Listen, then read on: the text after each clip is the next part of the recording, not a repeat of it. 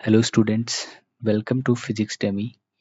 Here we decode concepts of competitive physics by doing postmortem of previous year questions of JEE Mains। और जिस chapter के previous year question हम solve करने जा रहे हैं वो है फ्लूइड मैकेनिक्स। तो चलिए शुरू करते हैं। पहला क्वेश्चन, यहाँ पे हमें दो फ्लूइड दे रखे हैं, ऑयल एंड वाटर, और बोला है कि density of oil is less than density of ball is less than density of water। ठीक है, एक बॉल दे रखी है और दो फ्लूइड दे रखे हैं। बोल रहा है कि oil and water are immiscible.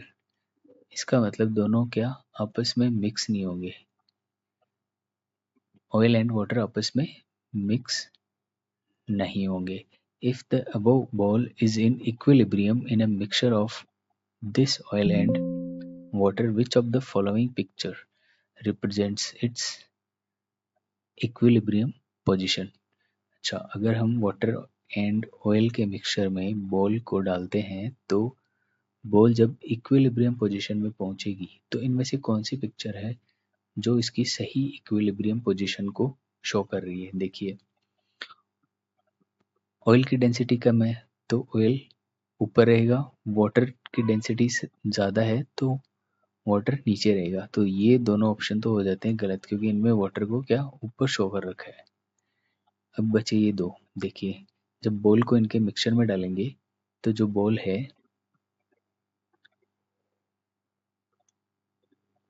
Ball क्या करेगी? मान लेते हैं ये ऑयल है, ये वाटर है। सपोज बॉल को जैसे ही हमने मिक्सचर में डाला तो ऑयल में बॉल क्या कर जाएगी? सिंक कर जाएगी। क्यों? क्योंकि बॉल की डेंसिटी ऑयल की डेंसिटी से क्या है? ज़्यादा है, ये ज़्यादा हैवी है। ठीक है, तो बॉल क्या करेगी? सिंक होएगी और ये पहुंच जाएगी यहाँ पर, इस इंटरफेस पे जो वाटर और ऑयल के बीच में बनी हुई है। होता क्या है कि यहाँ पे जैसे यहाँ पे पहुंचेगी तो बॉल की डेंसिटी जो है वाटर से कम है, तो यहाँ पे इस वाले फ्लूइड में क्या, जो बॉल है वो क्या करेगी? फ्लोट करेगी। तो बॉल इस इंटरफेस पे कहीं पे आके इक्विलिब्रियम पोजीशन में पहुंच जाएगी। तो इसका मतलब क्या हुआ? ऑप्शन सी जो दे रखा है वो इसका करेक्ट आंसर होगा। अब इसका थोड़ा और पोस्टमार्टम करते हैं।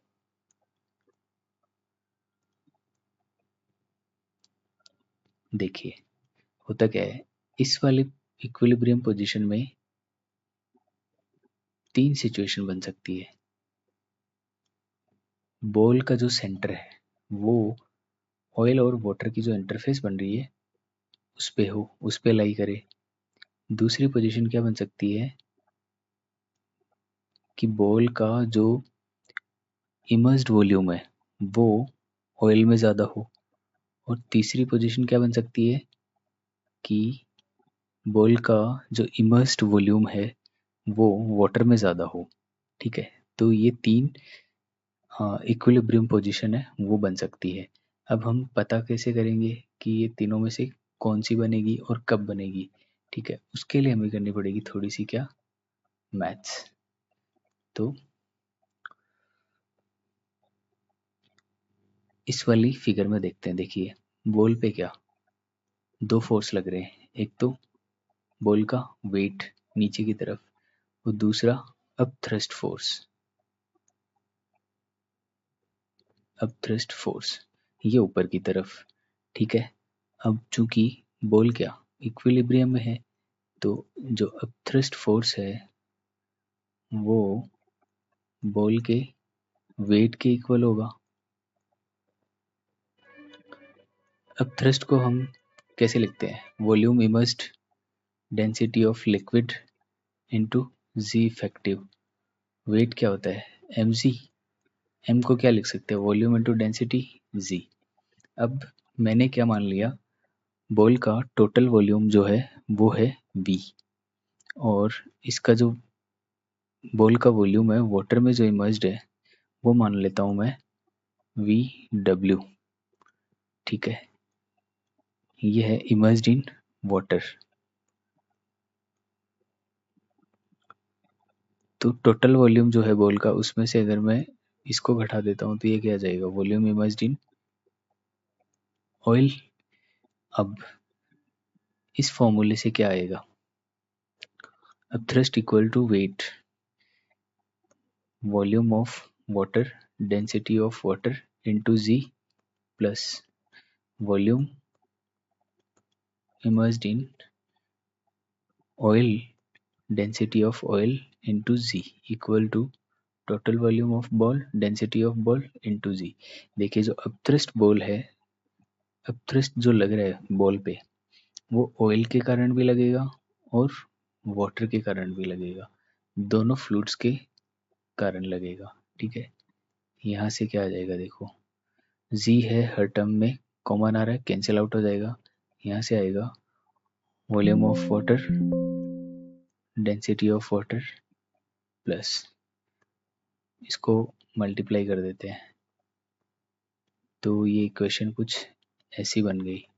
यहाँ से वॉल्यूम ऑफ वाटर कॉमन ले लेते हैं, तो ये बन जाएगी, और इक्वल टू, इसको इस वाले टर्म को उधर लेके चले जाओ राइट हैंड साइड, तो वी कॉमन आ जाएगा और ये बन जाएगा density of water minus density of oil. यहाँ से volume immersed in water divide by total volume of ball equals to density of ball minus density of oil divide by density of water minus density of oil. ठीक है, ये equation बनी। ये जो है V immersed in water divide by total volume of ball, इसको क्या बोलेंगे अपन, fraction of volume of ball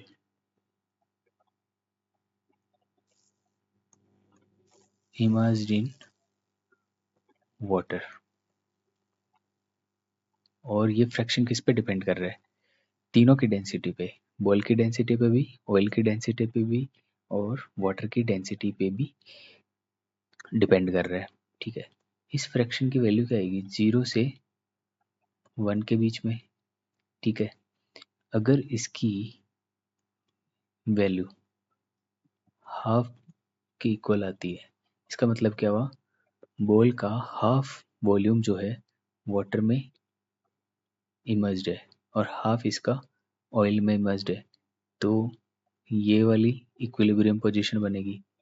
अगर इसका जो वॉल्यूम है, फ्रैक्शन ऑफ वॉल्यूम जो है वो हाफ से कम है, तो volume, fraction of volume emerged in water, ये वाली सिचुएशन बनेगी क्योंकि इसमें ये हाफ से कम है।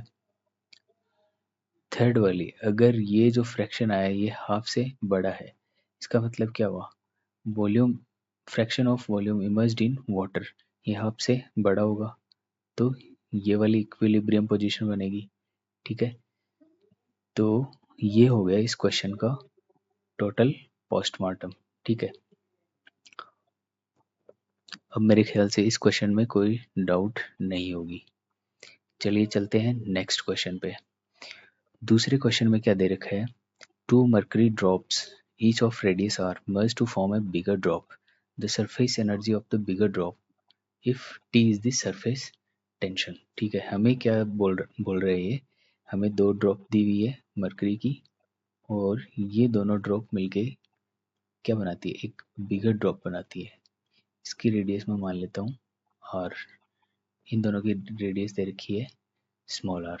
ठीक है, तो हमें पूछा है इसकी जो सरफेस एनर्जी होगी, इस एनर्जी को मैं बोल देता हूँ E, ये कितनी होगी। देखिए सरफेस एनर्जी का फॉर्मूला क्या होता है, सरफेस टेंशन इनटू एरिया। ठीक है, अब ये क्या बन जाएगा, सरफेस टेंशन इनटू एरिया, तो एरिया देखो ये जो ड्रॉप्स है ये क्या होगी, स्फेरिकल, और स्फीयर का सरफेस एरिया क्या होता है 4πr²। अब हमें चाहिए r, तो इन दोनों का वॉल्यूम जो है वो इसके वॉल्यूम के इक्वल होगा।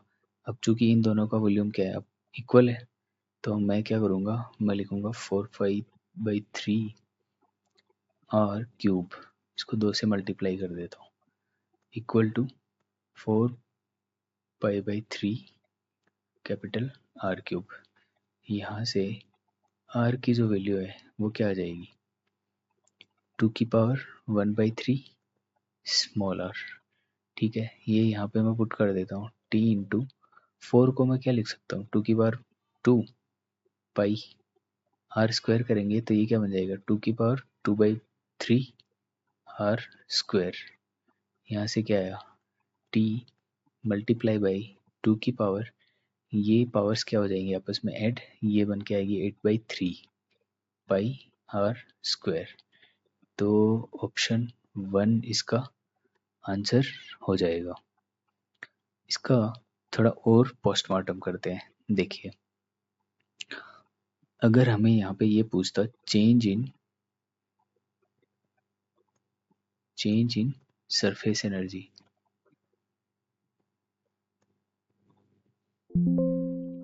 चेंज इन सरफेस एनर्जी,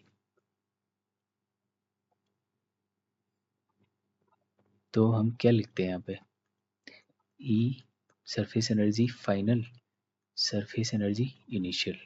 देखिए फाइनल तो हमारी ये आएगी T into 2⁻8/3 pi R square minus, अच्छा इन दोनों की सरफेस एनर्जी क्या हो जाएगी, ऐड, जो इनिशियल होगी। तो मैं यहाँ पे क्या लिख सकता हूँ, 2 multiply by tension into surface area कितना किसी एक का 4 पाई आर स्क्वायर। ठीक है, यहाँ से देखो टी कॉमन आ रहा है, पाई कॉमन आ रहा है, आर स्क्वायर कॉमन आ रहा है।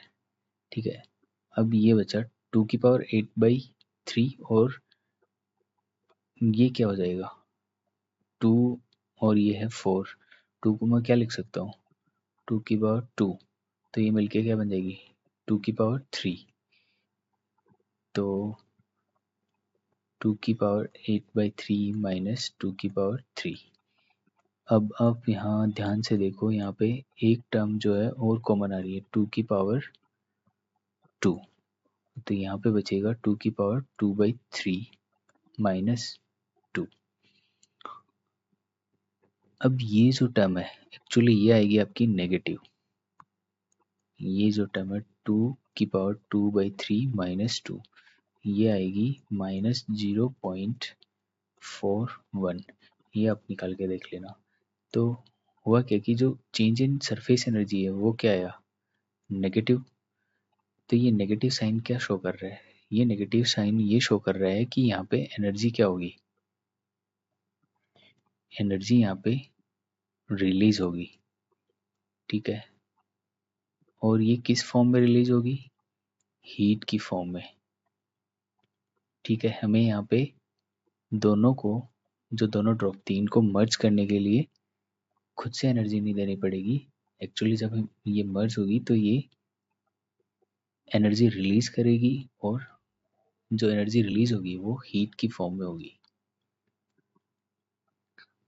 ओके, तो इस क्वेश्चन का भी हमने अच्छे से पोस्टमार्टम कर लिया।